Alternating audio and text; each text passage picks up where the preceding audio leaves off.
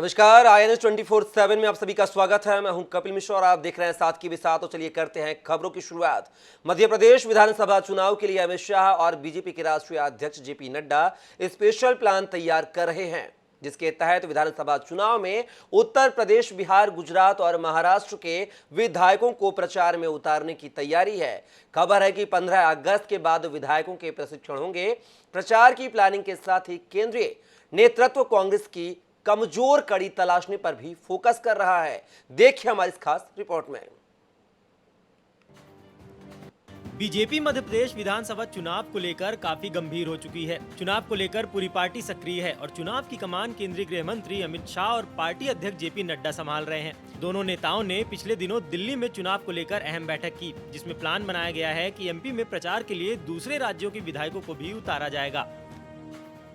शाह नड्डा ने एमपी के लिए बनाया स्पेशल प्लान। मध्य प्रदेश विधानसभा चुनाव में ताल ठोकेंगे दूसरे राज्यों के विधायक। उत्तर प्रदेश, बिहार, गुजरात और महाराष्ट्र के विधायक करेंगे प्रचार। 15 अगस्त के बाद लगेंगे विधायकों के प्रशिक्षण शिविर में तैयार होगी प्रचार की प्लानिंग।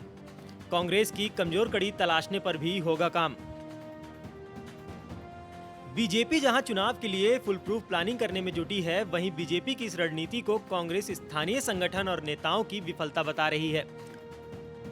देखिए, भारतीय जनता पार्टी चुनाव लड़ती है पूरी ताकत के साथ, पूरी रणनीति के साथ, अपने कार्यकर्ताओं के बल पर लड़ती है। एक एक कार्यकर्ता का उपयोग करके उसकी योग्यता के अनुसार उसको काम दिया जाएगा, योजनाबद्ध तरीके से चुनाव लड़ा जाएगा और जीत की तरफ आगे बढ़ा जाएगा। यही अमित शाह जी और नड्डा जी हिमाचल में घूमे थे।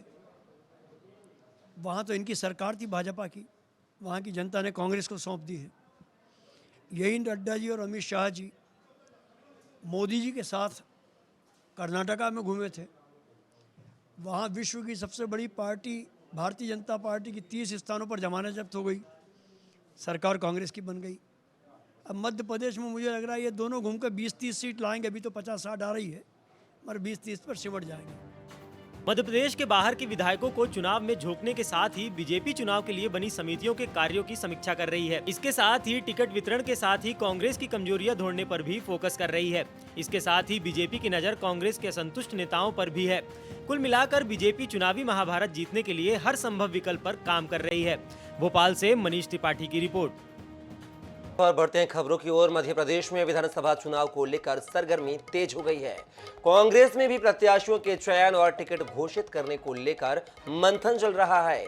इसी बीच भोपाल में पीसीसी चीफ कमलनाथ का बड़ा बयान सामने आया है। उन्होंने कहा है कि हमें कोई जल्दी नहीं है, जिन्हें इशारा करना था हमने कर दिया है।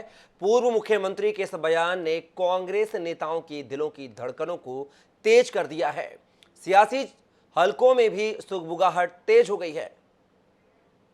कर रहेंगे जल्दी से सितंबर तक। कोई ऐसी जल्दी नहीं है, जिनको हमने सूचित करना था तो हमने इशारा कर दिया। डिक्लेयर कर रहेंगे जल्दी से सितंबर तक। कोई ऐसी जल्दी नहीं है, जिनको हमने सूचित करना था तो हमने इशारा कर दिया। डिक्लेयर कर रहेंगे जल्दी से सितंबर तक। कोई ऐसी जल्दी नहीं है, जिनको हमने सूचित करना था तो हमने इशारा कर दिया। डिक्लेयर कर रहेंगे जल्दी से सितंबर तक। कोई ऐसी जल्दी नहीं है, जिनको हमने सूचित करना था। खबरों की ओर। पूर्व सीएम कमलनाथ के बेटे नकुलनाथ ने छिंदवाड़ा में आयोजित दिव्य कथा में एक नया दांव खेलते हुए अपने पिता कमलनाथ को भावी सीएम कहकर संबोधित किया। सांसद नकुलनाथ का ये बयान उस समय आया जब आदिवासी सीएम की मांग एक कांग्रेस विधायक के द्वारा उठाई गई थी। भागेश्वर धाम महाराज जी, आप सभी के भावी मुख्यमंत्री पिताजी आदरणीय कमलनाथ जी, यहां उपस्थित लाखों की संख्या में अन्य जिलों से आए और छिंदवाड़ा जिले के मेरे प्यारे धर्म प्रेमियों की पूरी दुनिया आपके सामने अर्जी लगाती है, तो आज मैं आपके सामने एक अर्जी लगाना चाहता हूं कि आपकी कृपा से, बालाजी की कृपा से पूरे छिंदवाड़ा जिले का कल्याण हो, पूरे मध्य प्रदेश का कल्याण हो।